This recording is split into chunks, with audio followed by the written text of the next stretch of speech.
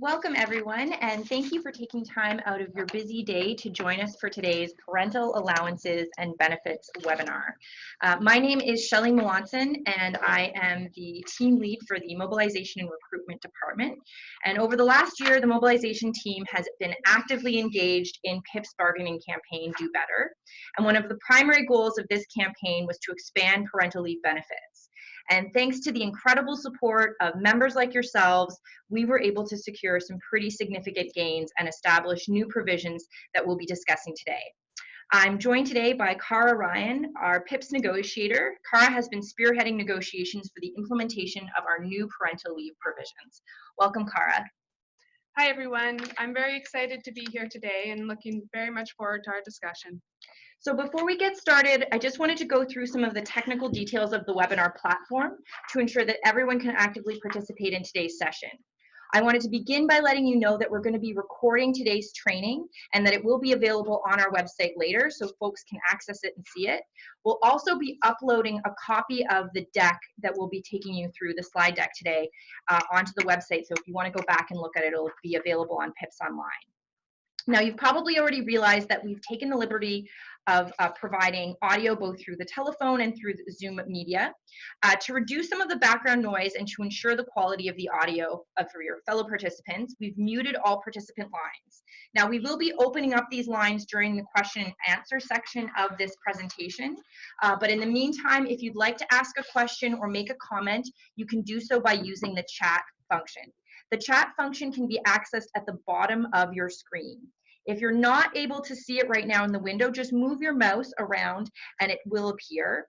For those logging in from a mobile device, the same process will apply. You'll be able to see the chat function at the bottom of your screen. Now, keep in mind that when you open it, it's going to temporarily disable the slide deck and you won't be able to see it. But all you have to do is enter your question and hit send.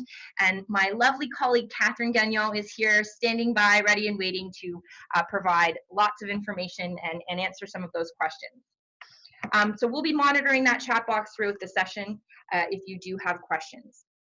In the center of your screen, what you should see now is the slide deck for our parental leave webinar. As we move through the presentation, so you'll see the slides change. If at any point you don't see the slides change or you lose visual connection, please let us know in the chat box. Now, before we begin, does anyone have any questions about using the webinar platform? So questions that are specific about the platform. And can everyone hear us all right on the phone? Excellent. Excellent. Good to hear we can all hear each other. That's wonderful. So the objective of today's session is to provide our members with a basic overview of the key terms and definitions associated with the parental allowance and leave, provide an overview of the new parental allowance and leave, and ensure that everyone has a clear understanding of the changes to the collective agreement and how these changes impact our members. And of course, we want to provide an opportunity for members to ask questions about the allowance. I'd now like to introduce our guest speaker. It's Cara Ryan. She's the lead negotiator for the AV group at the Professional Institute of the Public Service of Canada. Please join me in welcoming Cara. Thanks, Shelley. Hi, everyone. Thanks again for joining us today. I'm just going to start by reviewing some of the successes of this round. So you'll see up in front of you on the slide an overview of some of the achievements. As a result of all of your support, we were able to achieve some great gains this time around. So you'll see the first bullet, the parental leave top-up was expanded to include the new shared weeks under EI. Members returning to work after their parental leave can now return their allowances to a department or an agency, so that's been expanded. And the top-up will be received for the paternity weeks under QPIP, and we work to resolve the inequity between QPIP and EI for adoptive parents that existed prior. That's just an overview. I'll definitely identify these changes as we go through the presentation and go into much more detail. So before getting into the substance of these changes, I'd just like to clarify some keywords and definitions, as it can be a pretty confusing topic. So you'll see up on your screen, EI, when I reference EI, I'm speaking to the Employment Insurance Act. So this is the act that applies to everybody who lives in Canada except for those who live in Quebec. Those who live in Quebec are covered by QPIP, which is the Quebec Parental Insurance Plan.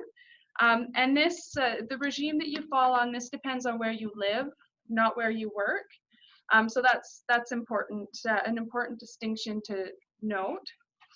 And then at the bottom, maternity leave. So one thing I'd like to sort of make clear within this presentation is the distinction between the leave and the allowance. So the maternity leave is the leave without pay that's accessible for everybody, and it's determined by the collective agreement and not by the legislative regime that you fall under. So some further keywords. So again, parental leave. When I say parental leave, I'm speaking specifically to the leave that's available within the collective agreement for everybody. When I speak to the benefit, I'm talking about the EI, the government benefit that's provided under EI or QPIP to parents on leave for the birth or adoption of a child. So this is the amount of money the government provides. And when I speak to the allowance or the top up, this is the employer portion that's available as a result of your collective agreement that the employer pays on top of the QPIP or EI benefit. And the reimbursement formula, so this is the mandatory time worked after returning to work from maternity or parental or paternity to avoid a financial penalty or obligation with the employer. And we'll go into the reimbursement a little bit more later on.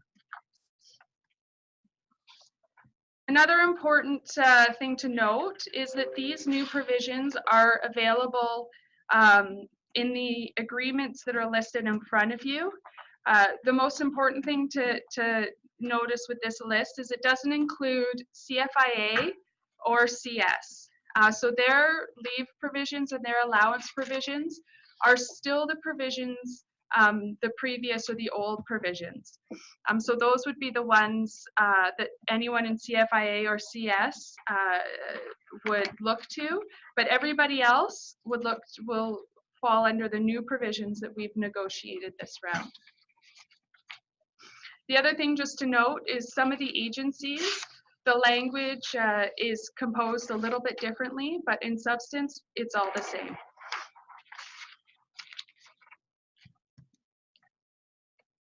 So what has changed for the parental leave, so the leave without pay portion? We have in the collective agreement now, we have the standard leave, which is no change. It's always been there. It's the 37 weeks in a 52-week period. What is new is the extended leave. So a period of 63 weeks in a 78-week period. Again, this is just the leave. It's available to everybody, whether you fall under EI or QPIP. You can take the time, and this time is available as of signature date.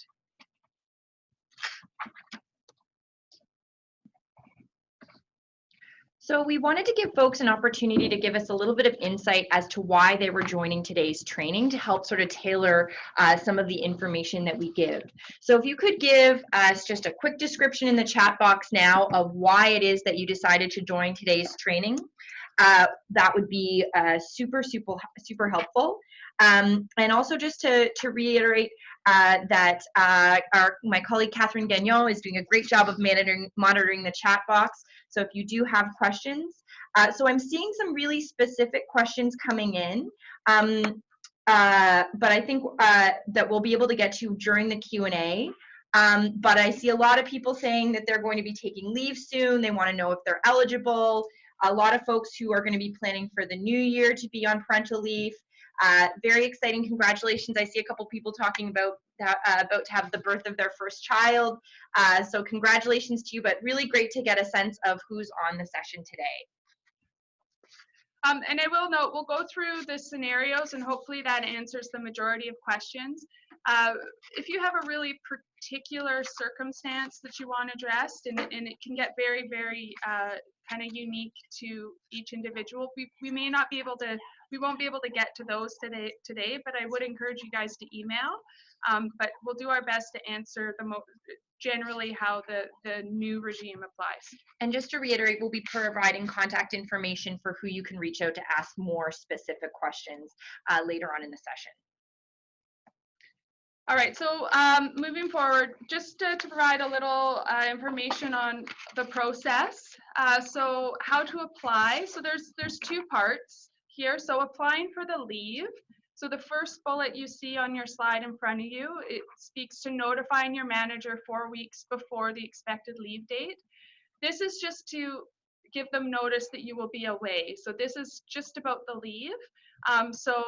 Whether you're taking a maternity or a parental or whatever the leave is, the collective agreement demands 4 weeks notice. So the second bullet is speaking more to the allowance. So you need to work with your manager, human resources, to ensure that the pay center has the necessary documentation, as in your QPIP or EI eligibility, before your leave or right before your leave. There's no timeline, but in order for the employer to pay your allowance, they need to know that you have your EI and your QPIP eligibility in place. So that's what that's speaking to. And the reimbursement formula, so I mentioned this concept was introduced just a little earlier. So to expand on what we introduced, so we've increased we've bettered the reimbursement in a couple ways. So prior, you had to come back and your work could only be done within a department. So we've expanded that to include an agency or other eligible public sector employers, but generally the main expansion is the agency. So you can come back to work and reimburse that time in a new job in an agency if you so wish. And then for the extended parental leave allowance, there's a prorated formula for the time. So you come back, you have to work 60% at the full-time hours to reimburse your parental allowance. So start dates. So here we're speaking to the implementation. So new provisions that have financial implications are always subject to an implementation time frame. For this round, it was 180 days, but we recognized that for parental, we needed clarity and consistency so people could organize and plan their lives. So we negotiated with Treasury Board and decided on the date of November 18th, 2019. Obviously that date has passed. So parental allowance provisions are effective now. If your leave started on or after November 18th, you're subject to the new provisions. If it started before, then you are subject to the old provisions. And again, this is for parental. Maternity leave, just to drive it home, hasn't changed. We're only speaking about parental. Pension and benefits, because it's always an important consideration when deciding your leave. So if you take the standard leave, everything remains as it was. So you pay your single rate contributions, health benefit, you pay the employee portion, dental is covered by the employer. Of course, you can opt out of these things. For the extended leave, and we're working on this to make these changes, but as it is now, for pension beyond 52 weeks, the employee owes the double rate. For your health benefits, it's the same. You would owe both the employer and the employee contributions after 52 weeks. And then you also would cover the dental benefit contributions. Again, you can opt out of any of these three benefits. Okay, so moving into EI, and what I'm going to do here is overview some of the the scenarios, the general scenarios that the collective agreement and EI provide for. What's in front of you is a schematic that really is only an example of the standard leave. It doesn't provide for the sharing. It's just to help give some conceptualize what the leave could look like, but it won't apply to everybody's circumstance. So what's important to note here is you've got the maternity leave, you've got the parental leave, but you also have, there's a waiting week under EI, and then there's the potential for an additional week. So EI, it's a waiting week, you're not provided an EI benefit. However, the employer provides the full sum of the benefit. So they will still top you up to 93%. There's one waiting week per child. So this can happen either on the maternity or on the parental leave. And the additional leave is available for members who use the full benefit or the full allowance. So either you can have this additional week if you use the full maternity leave, so you use the full 15 weeks, or you can have access to this additional week if the full parental leave has been utilized. So for the standard, the 35 weeks, and if we get into it, as we'll get into it later, the full benefit of the shared, either the 40 weeks or with the extended. So there's the opportunity for that additional week, and also a little bit of flexibility with the waiting period. Again, this schematic is the same scenario as the previous slide. It's just showing a percentage breakdown between what's provided under your EI benefit and the employer top-up in the collective agreement. So starting with the scenarios, scenario 1, standard parental allowance under EI for birth. So when there's one parent working in the public service, this hasn't changed. Again, the 35 weeks is subject to the waiting week or the additional week, whether the parent works in the public service and is the birthing parent, whether they've taken it on maternity leave or not. And as with all of the standard leaves under EI, it has to be taken within 52 weeks of the child's birth. So the standard parental allowance under EI for birth, if two parents are working in the public service, so this is new, it's where you can take advantage of the new sharing benefit. So you would have the birthing parent take the maternity and then have access to the 35 weeks of parental plus an additional 5 weeks of parental leave at the 93% allowance rate. It's a maximum of 40 weeks per couple, but only one parent can take a max of 35. So that requires one parent to take a minimum of 5.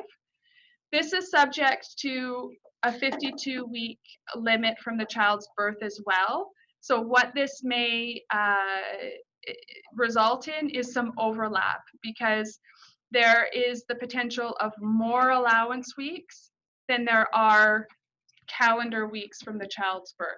So it's important to take that into consideration when planning your parental leave. So standard parental leave under EI for adoption. So this is saying when there's only one parent working in the public service, this is similar to birth. There's no change. You have access to the 35 weeks of parental, subject to a waiting week, an additional week, and again, it has to be taken within 52 weeks of the child's adoption. Standard parental for adoption under EI, when both parents are in the public service, it's the same as I just described for birth. It's the 35 weeks. If it's shared, you have access to the 5 additional parental weeks, taking you to a 40 weeks of parental leave max. And again, subject to the waiting week and additional week, and it has to happen within the 52 weeks from the child's adoption. So what is new is the extended parental allowance under EI. So The first scenario for extended that we'll review is the extended under EI for birth when only one parent is working in the public service. So this is a maximum of 61 weeks. The allowance rate is 55.8%. That's generally a proration from the 93%. And this would be subject to the additional week and the waiting week as well. The timeline for this under the EI legislation is it has to happen within 78 weeks of the child's birth. So this takes into account, so if the parent is the birthing parent, taking into consideration the mat leave on top of this. And also just of note, if you are the birthing parent and you're taking a maternity leave under EI and you're opting into the extended parental, there is a benefit to taking the additional week and the waiting week with your maternity leave, because maternity leave, as it hasn't changed, is still topped up to 93%. So there's a financial betterment there if you take those 2 weeks with your maternity leave. Extended parental allowance under EI for birth if 2 parents are working in the public service. So you would have the 61 weeks. If it's shared with the other parent, there's access to an additional 8 weeks of leave at 55.8%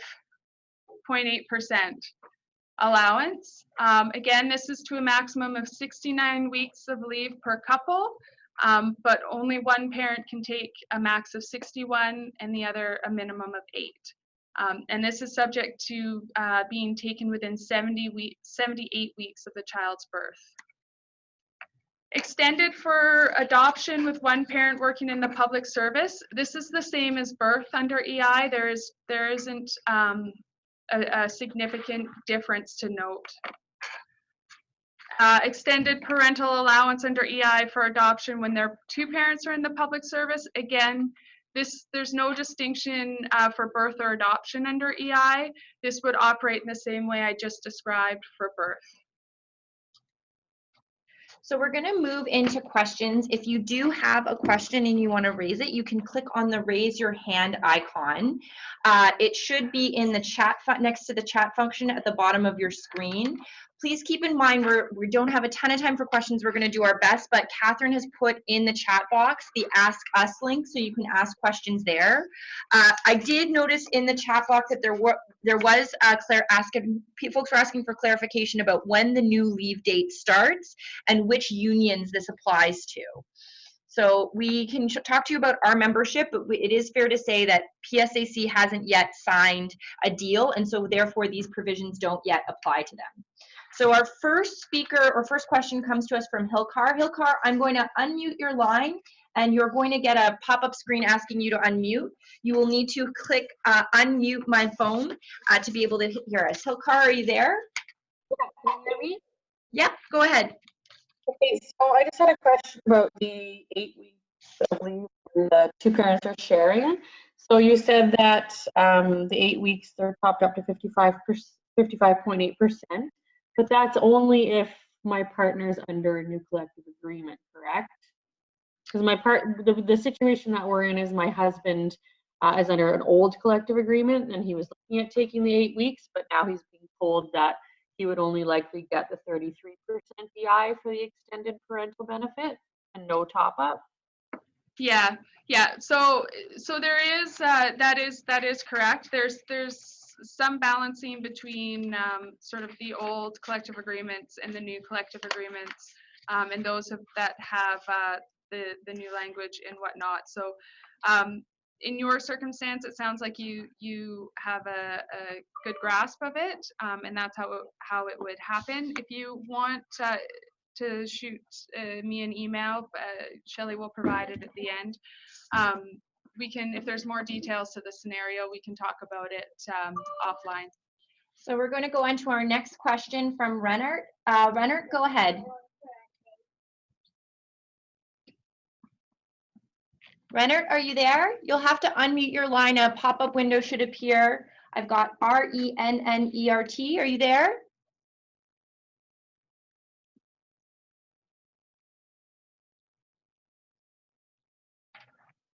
Okay, we're going to move on to the next person on our list. Andrea, I'm going to unmute your line. You'll get a pop-up window asking you to confirm you're okay with that. You just click on that button that says unmute now, and we should be able to hear you. Can you hear me? Yeah, go ahead. Oh, wonderful. Okay, I'm just curious, when you had said that it's beneficial to ensure that your additional 2 weeks fall under your maternity leave as opposed to your extended parental leave, how do you make sure that it falls under your parental leave? You would just note that, I think, with your HR manager. So the EI will ask you, you'll have to let EI know where you're going to serve your waiting week, whether it's under maternity or parental. So you'll serve it automatically under maternity unless you choose to defer it, is my understanding, but confirm that with EI. So your waiting week will happen and it'll be topped up on your maternity. And then if you're using the full sum of the maternity, note with the pay center that the additional week you want it to fall under your maternity. So our next question comes to us from Panos. Panos, you should be able to unmute your line now and ask your question. Can you guys hear me? Yeah. Yeah. Perfect. I asked in the chat box as well, just in case. What if you're a parent that works for the public service, the non-birthing parent? Does everything still apply, or yeah, how does that work? If you're the non-birthing parent? Yes. Yeah, you have access to your parental. So as a non-birthing parent, you don't have access to maternity, but you have access to the parental leave positions, and it'll be how much you access those or not would be, I mean, up to you and your partner, but that's would be parental leave that you fall under. Our next question is Brenner J. I'm going to allow you to talk, Brenner J. Hi. So I'm under the CO agreement, but from your presentation, it seems like all collectives have up to 17 weeks for maternity leave with those 2 extra weeks, and then the extended leave would be 61 weeks. Yeah. But we were told that we were entitled to 18 weeks. So that's how I've been filling out my form. So 18 weeks and 60 weeks. Does that mean Are you under QPIP? QPIP? No. Okay. QPIP maternity is 18 weeks. EI maternity, the EI is 15 weeks plus the potential for those 2 extra weeks. So we work in Hull, but I live in Ontario. So yeah, I guess that's why it's not. Yeah, probably just make it clear with the pay center and EI or whoever is giving you that information, sort of where you live versus where you work, because it might just be a bit of a miscommunication. Okay, sorry for cutting you off there. I'm just trying to get through so many questions. There's so many folks on the line. We've got Warda next. Warda? You'll get a pop-up window on your screen letting you know you can unmute. You hit unmute now and you should be able to talk. Warda, are you there? Warda, are you there? Okay, we're going to move on to the next person on the list, which is Ken. Ken, I'm unmuting your line now. You should get a pop-up window giving you the option to click unmute. Ken, are you there?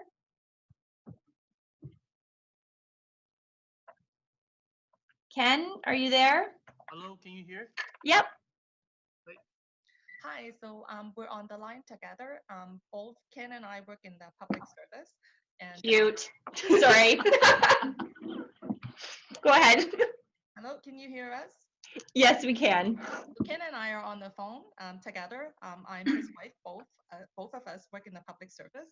So we just started our maternity and parental leave. And I chose the 18-month option, but I'm under the old collective agreement. So I'm getting topped up for 93% for the first 12 months. And so we're wondering, under this arrangement, would Ken be eligible to get the 55.8% top up if he takes the additional 8 weeks?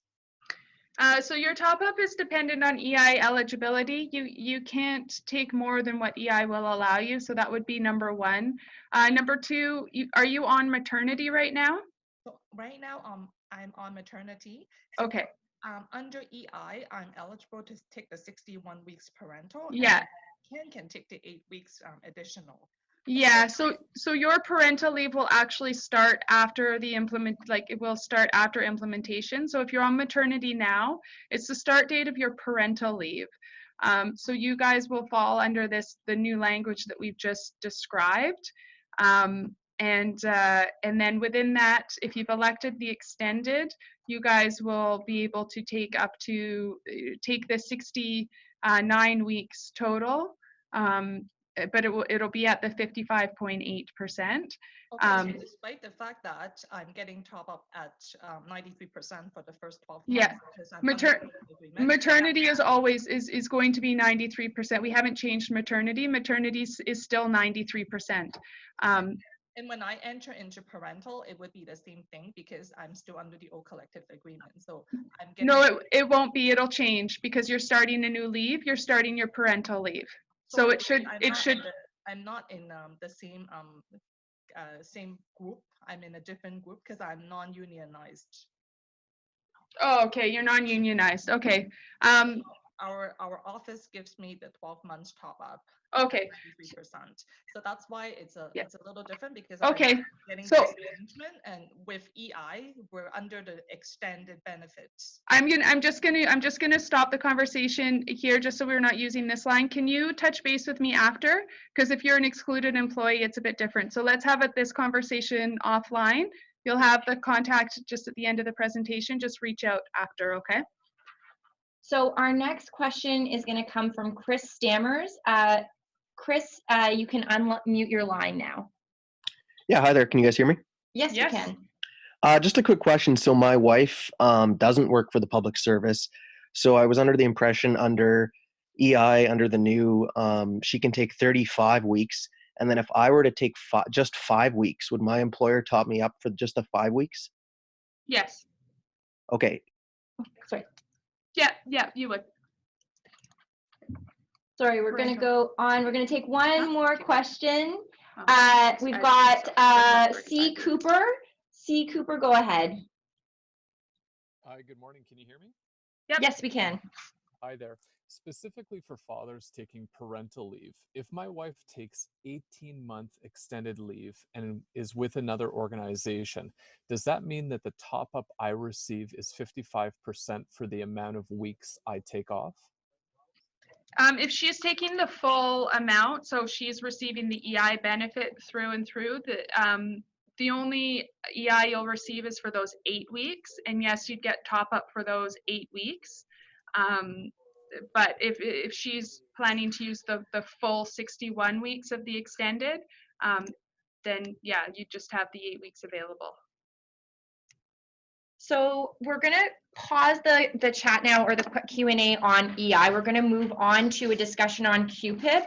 We will have another Q&A at the end of the discussion on QPIP. So if we didn't get to your questions, I'm going to lower your hands for now, but we will have another opportunity in this session to answer questions. And Catherine is also going to add that Ask Us link again for folks to ask questions directly with our membership team. Okay, so I'm going to move into some of the scenarios under QPIP. So again, here's just another schematic showing sort of a regular expression of the QPIP benefit. As with EI, you'll notice at the end there's this opportunity for additional weeks. So for QPIP, it works a little bit differently because there is no waiting week with QPIP. So the equity in the collective agreements is that QPIP has an opportunity for 2 additional weeks. For those 2 additional weeks, like EI, you have to have used the full benefit. But what's distinct with QPIP is the full benefit is if you're a public servant, the birthing parent, and you use the full maternity and parental, then you have access to the 2 additional weeks. If you're both working in the public service and you use the full maternity, parental, and paternity, then you have access to the 2 additional weeks. And for adoption, if you're both parents in the public service and you use the full parental, you have access to the additional weeks. So there's some distinction on eligibility that's different from EI, So again, if you have specific questions, feel free to reach out. And again, this schematic just shows the breakdown between the allowance and the top up. So what's paid by the government and what's paid by the employer for a standard QPIP benefit. So scenario 1, under QPIP, parental allowance, if only the birthing parent is working in the public service, and this is for birth. So QPIP does make a distinction between birth and adoption within the legislation.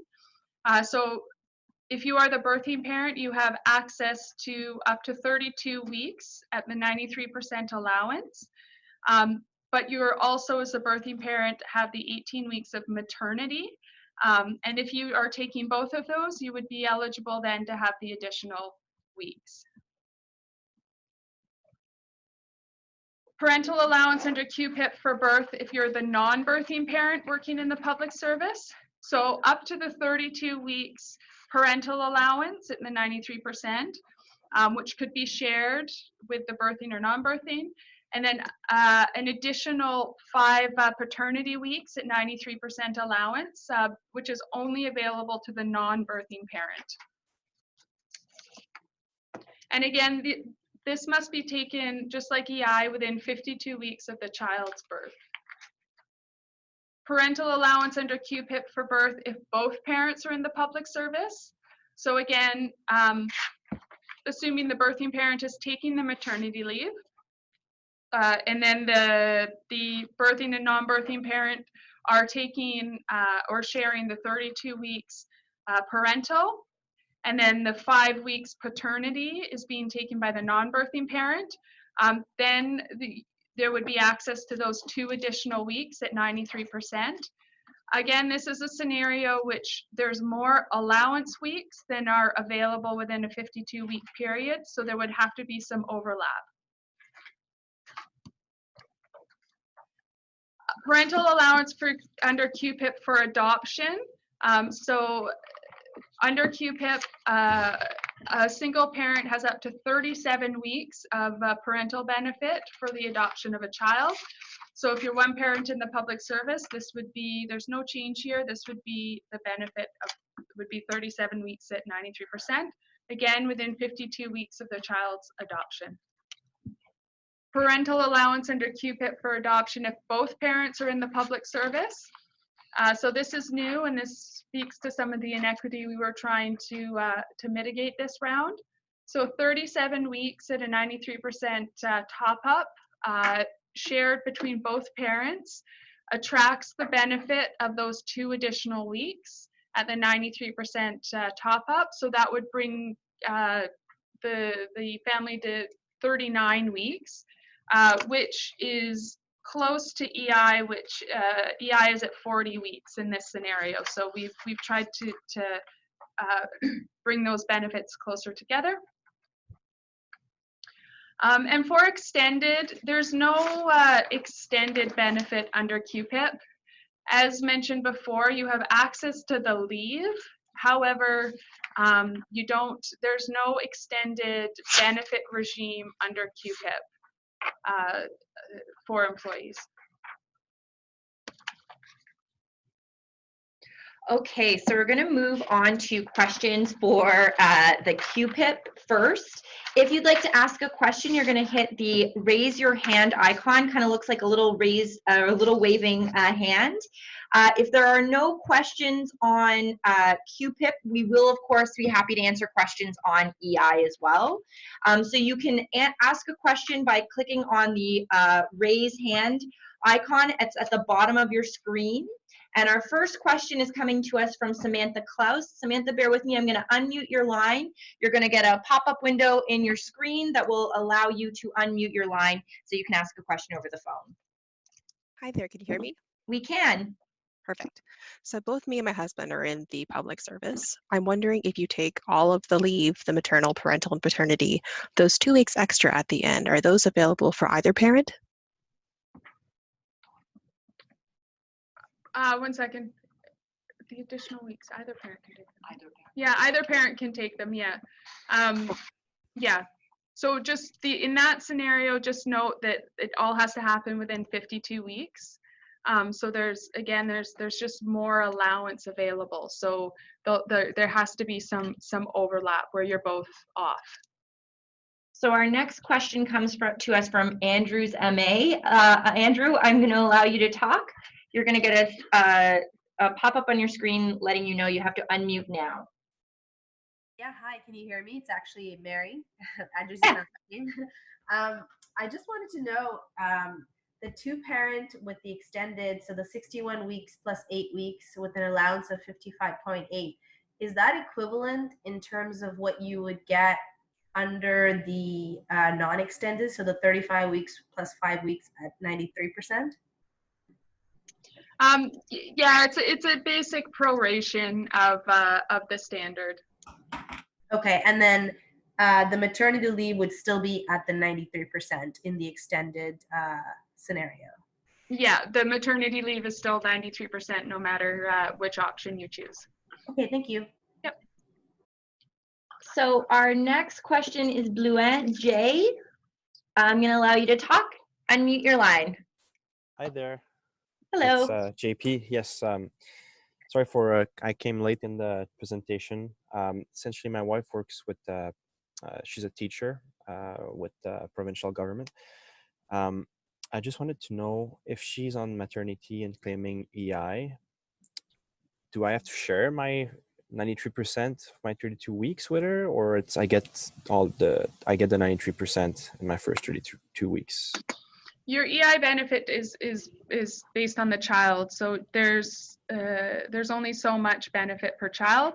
If she's taking the full EI benefit, you would have access to those 5 weeks shared, or if you're doing the extended, the 8 weeks, or you could share parental. But you don't both receive sort of full EI benefits for the child. So our next question comes to us from Austin. Austin, I'm unmuting your line now. You should get a pop-up window to unmute now. Hello, can you hear me? We can. All right, yeah, I'm taking the 5 weeks for the second parent. I'm curious as to whether I can split that into 2 separate leaves of 3 weeks and 2 weeks, and how the waiting weeks work for that. I'm just not sure how that would work. Yeah, technically you can split it. I want to say yes, but can we touch base after, because I want to confirm that 100%. I don't want to mislead you on it. My initial reaction is yes, but let's just touch base with me after, and I'll double check that, okay? And Catherine's going to put a note in the chat box right now where you can access that. The next question we have is from CM, and I'll just, as you're unmuting CM, let folks know that we don't have any other people raising your hand. So if you had a question about EI that we didn't get to, by all means, go ahead and raise your hand now. And a bunch of people just have, so that's great. Repeat questions are okay. CM, are you there? Hi, yes I am. Go ahead, CM. I have a question. Both my wife and I are on part of the same union collective agreement, and we started our maternity paternity leave before the November 18th date. And we just noted that while we chose the 8-month arrangement, my wife's compensation department has listed everything from the 12-month point on as leave without pay for extended family. Is that correct? It depends on when you're no, you should have access to the leave. The leave is fully available. It'll be just as the leave without pay should be maternity and parental leave without pay. As of August, I'm not sure which contract you're under, but end of August, most of them were signed. So as of that point forward, the actual leave in and of itself is completely available. So I would clarify that with the pay center. Okay, thank you. Yeah.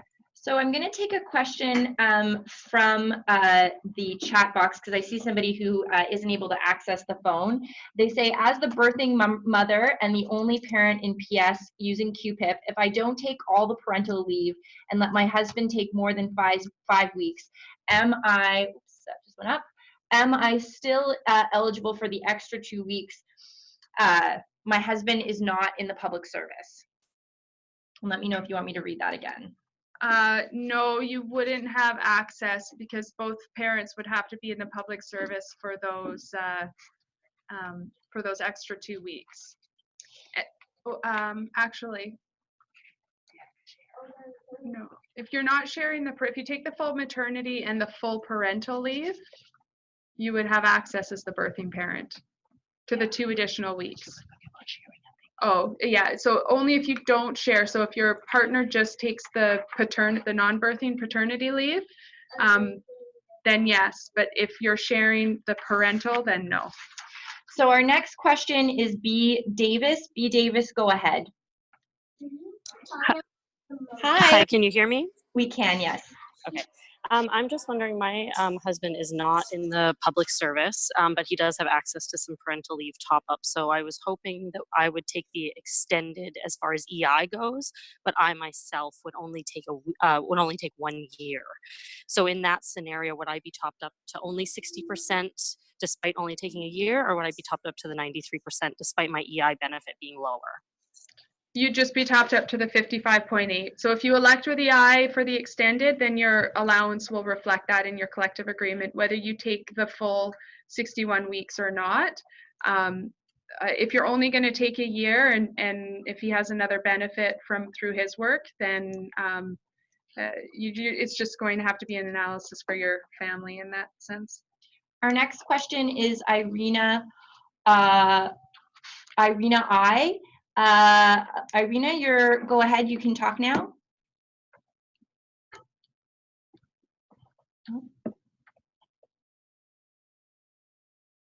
Irina, are you there?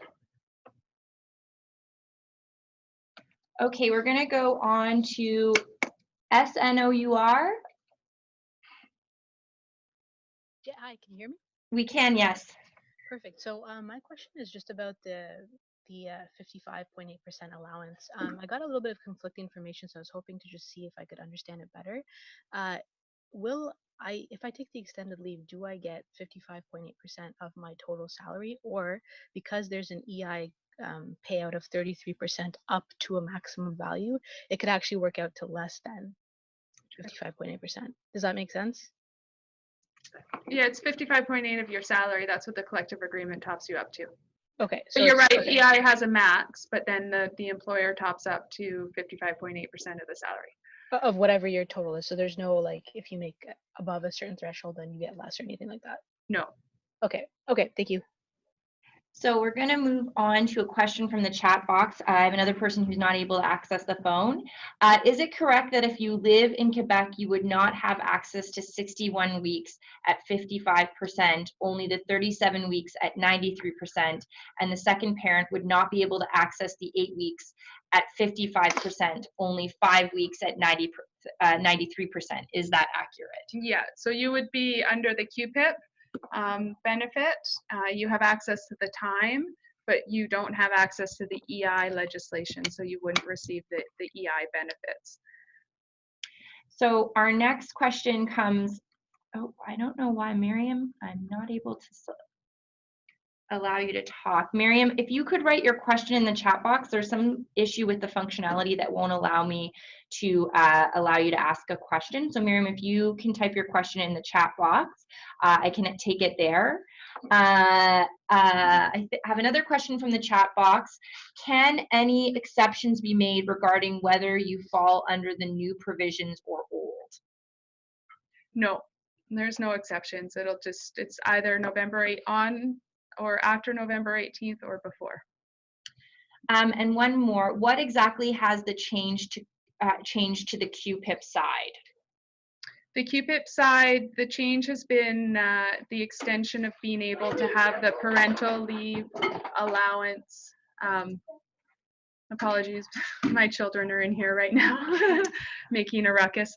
The change is that before you had 52 weeks of allowance within a 52-week period, and you by default couldn't get the parental actually topped up. we've extended that. So now you have an opportunity to have the paternity, my apologies, the paternity topped up.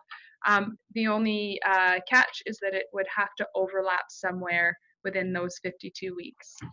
So I've got Miriam's question now in the chat box. Thanks, Miriam. Miriam is just asking, sorry, I need to scroll up. Am I able to take 1 week of leave, family related or personal days between in the middle of my paternity leave? No. So our next question is going to be on the phone, and it's from Richard. Richard, go ahead. Richard, are you there? Richard, there will be a pop-up screen that appears on your screen that allows you to unmute. Okay, I'm not seeing Richard, so we're going to move on to the next question. Can income averaging affect the amount of top-up I get? That's a great question. I actually haven't thought about that. So can you touch base with me after, and I'll just I'll look into that a bit and be able to give you an answer later. Our next question is from RJ. RJ is asking, if I elect to take extended parental leave for 61 weeks under EI, am I able to elect to be topped up to 93% by the employer for 35 weeks and no additional top up on the remaining weeks? No. You either you elect with the standard, which is the 12 months at 93, or the 35 weeks at 93, or the extended, which is the 61 weeks at 55.8. So I have a question from Kieran. What forms are necessary for the leave that my manager needs to sign? Is it just the GC 178 form for the pay center? Also, do we ensure that our pension contributions and hence health and dental contributions continue? And can you show the slide for those rates again?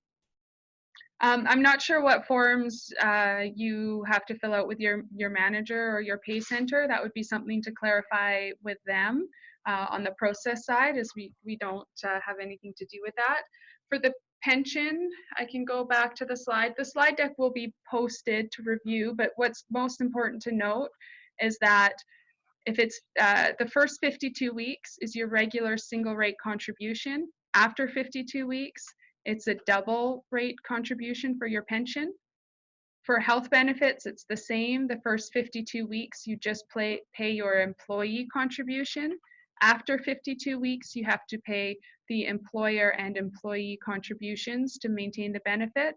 The dental, there are no employee contributions. The employer will continue to pay those for 52 weeks. After 52 weeks, if you want to remain on dental, you have to pay the contributions to maintain that. So we're going to try and take a call from Richard again. Richard, go ahead.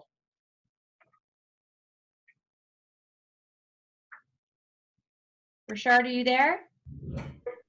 I don't know if you, oh. Hello? Yeah, I don't know if you unmuted me by accident. I had a pop-up screen that said to unmute. Okay, we'll take your question and then we'll go back to Richard again. Sorry, go ahead. Yeah, my question was regarding what was just said about the double rate beyond 52 weeks. Mm-hmm. And that's if you're opting to take, obviously, the extended parental. Is there an option to pay the pension while on leave? I don't think so. I'd have to double check the process behind that. You could actually reach out to our pension and benefits team at PIPS, and they'll be able to answer those questions immediately. So if you, we'll send you a little note. I believe Catherine's going to send you just the contact. Reach out to them and they'll be able to give you a really clear, concise answer on that. We're going to try Richard one more time. Richard, let's see if we can get you. Richard, are you there? Hello. Yay! You're obviously less excited about that than I am. Sorry. Go Okay, ahead. they're big leg. Sorry about that. That's okay. Go ahead. Hi. So I'm being. Richard, the connection's really bad. You want to try again? deductions for the past 2 years. Could be a Phoenix issue. I'm not sure. Does that raise any red flags for you on whether or not I'm going to be able to? So we can't. You keep going in and out, Richard. We can't hear you. If you pop your question in the chat box, we can ask it. I can read it out over the phone. Sorry about that. So I've got Pava next. Pava, go ahead. Hi, can you hear me now? Yes, I can. Okay, so I have a question. I chose the extended parental leave, and so I do understand. So literally, what we are getting, the amount is the same because it's been spread throughout the remaining of the parental leave. So there is no increment in the pay. Instead of getting 93 for whatever the period, and without getting 33, we're going to get 53 something throughout the parental. Is that right? 55.8. Yeah. Yeah. So other than that, how this is going to be beneficial? Because for me, I thought I would rather have the 93 first and then have the 33 remaining instead of just putting myself on 55.4% of salary for the entire year. So, Yeah, so what happened is the legislation changed, which created a really particular circumstance in the contracts that allowed for that type of benefit to occur. It's not something that could have necessarily been maintained. So what happens when the legislation changes is that collective agreements are given an opportunity to rectify whatever the impacts are in the next round of negotiations. So we had to deal with that. It created a short-term betterment for some situations, for some people. But the idea of the 33% EI to the 93% top-up, that was just as a result of the legislation changing. It was something that we had to deal with this round of negotiations. So we're going to go to a question in the chat box. I work for PSPC and my wife works for Transport Canada. We had our child on June 26, 2019. My wife started her leave on June 21st and she is returning to work on April 21st, 2020. I was planning on taking the remaining 8 weeks of leave, but now I see that there is an additional 5 weeks available for me to take. However, from what I understand in the presentation, the extra 5 weeks must be taken before the child turns 1 year old. Yeah, so if you've opted for the, the standard, yeah, so there's always been the 52-week limitation under EI. Your EI benefit stops at that point once the child is essentially 1 year old. So yes, you would have to take your time within that. If she's under extended, that time frame is 78 weeks. So we have another question from the chat box. While on parental leave, does the time go towards your seniority? Yes. Next question. Oh, we don't do seniority, but your increments, yeah. I mean, we don't do seniority in a traditional sense, but your increments in your time in with the employer, yes. If the non-birthing parent is taking the full parental leave and no maternity leave will be taken due to disability leave already in place, can parental leave start at the time of birth in place of the parental leave?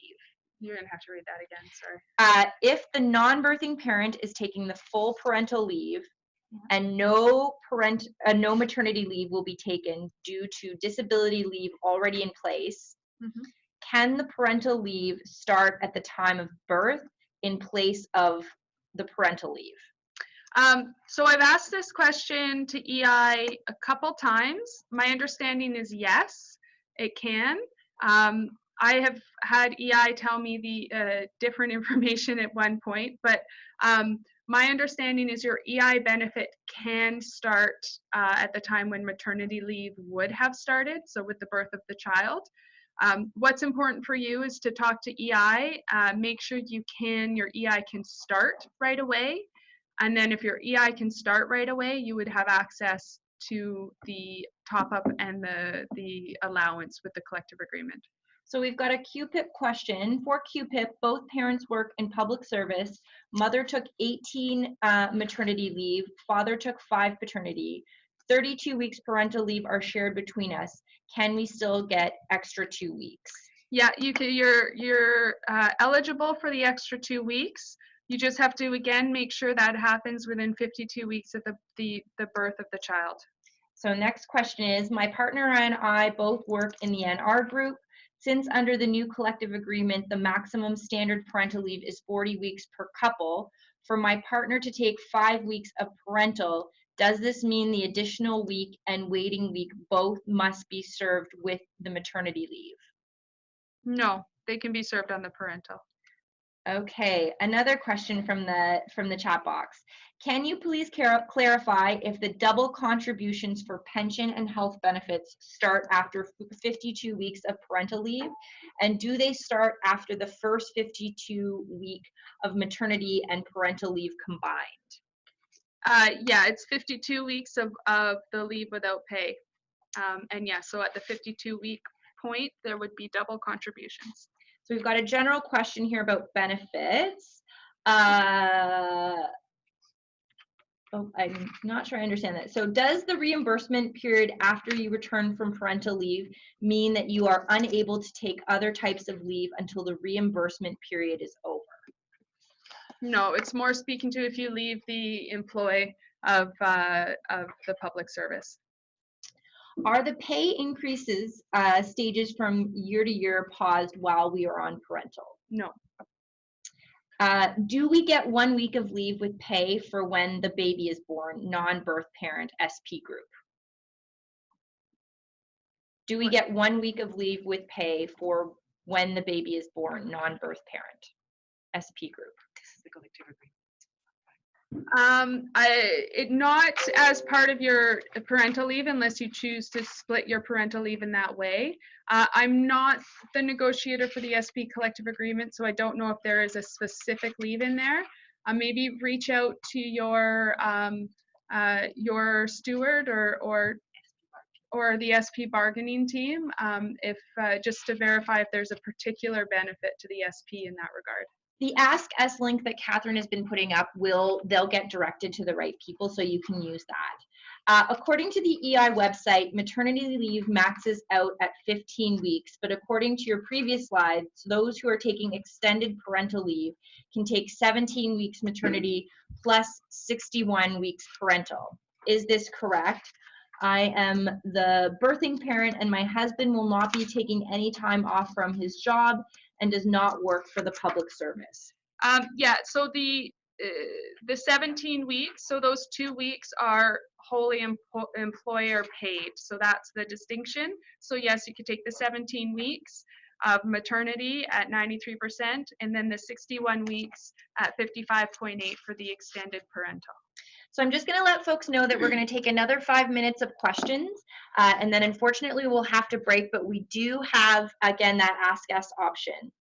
Can pension contributions be opted out of after the single rate of 52 weeks? Yes, they can. Okay. I have a person who works and lives in Ottawa.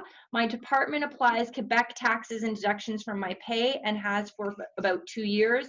I've been unable to get the employer to correct this. I've submitted tickets to the pay center. Do you think it will prevent me from accessing EI benefits? I hope not. EI is separate and apart, so you would apply to EI based on your residency. I don't think they would communicate with your employer in that regard. So once you're eligible with your EI, you give that to the pay center, and then that provides your eligibility for the allowance. So it should be okay, but hopefully.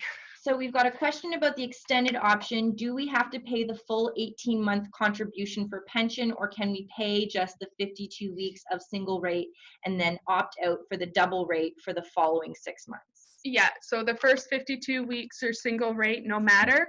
The double rate is only for the time beyond 52 weeks, of which you can opt out of. Do both parents apply at the same time to EI when the birthing parent goes on maternity leave? Does the second parent identify when they will take their leave? Whichever parent is the first to take parental leave, whatever they elect with EI sticks through. So the second parent would be on that same benefit. So there's a question about someone who's on maternity leave as of October 12th. Does any of this new parental leave apply to me? Yes, it all does. If you're under a collective agreement that has it signed off. And we got a response from the S, somebody who is in the SP group, and there is not a week paid for non. Oh, No, it's 1703. It's 1713. They have to look at that. okay. Oh, so I think that we're going to follow up with an answer on that question. Sorry about that. So in reference to the pension question that was just asked, I spoke to the pension center. They said you cannot choose to only opt out of pension buyback for the last 6 months. You must either choose a minimum of 3 months or the full 18 months of pension buyback. So who is correct? I'll clarify. I think it does happen in 3-month portions, but I was under the understanding that you could buy back that time. I can clarify that, and we'll make sure that we have the right information going out to you guys. We're going to go to one last question on the phone from Panos. Panos, you can unmute your line now and ask a question over the phone. Hi there. I was just typing it all out, but it's 2 questions. Can the non-birthing parent start parental leave when the birth occurs? Can the non-birthing start parental with the birth of the child? Is that what you asked? Yes. I believe so, but that's something that you're under EI. Yes. Yeah. I believe so with EI, but just confirm it with EI because I have had some conflicting information come from them. But what's most important from our end is that if you're eligible for EI, then you're eligible for the allowance. The other question was just wondering if you can split parental leave. So like be with the birthing parent for the first 3 months, work for a year, and then the 3 months after, or something like that. Yeah, you can split the parental leave. Absolutely, you can take it in 2 portions. So again, just make sure that whatever scheme you have set up works with EI, and then as long as you're eligible with your EI, you'll be eligible for your allowance. Perfect, thank you. Okay. So believe it or not, that actually concludes all the questions that we have in the chat box and also online. I want to take this opportunity to thank Cara for all of her helpful information. I also want to remind folks still on the line that this slide deck, as well as a recording of this presentation, will be up on our website in the coming week, and we will email all of you letting you know that it's up there. Again, if you do have any questions that we weren't able to get to, or you have more questions based on what you've learned, Catherine has kindly added the Ask Us link into the website, or pardon me, into the chat box. You can use that and we will connect with you. So we're going to use the link, not the email. You're going to use that link right there. Thanks everybody for joining us today. We really appreciate all your time and support, and we hope you have a wonderful rest of your day. Thanks so much.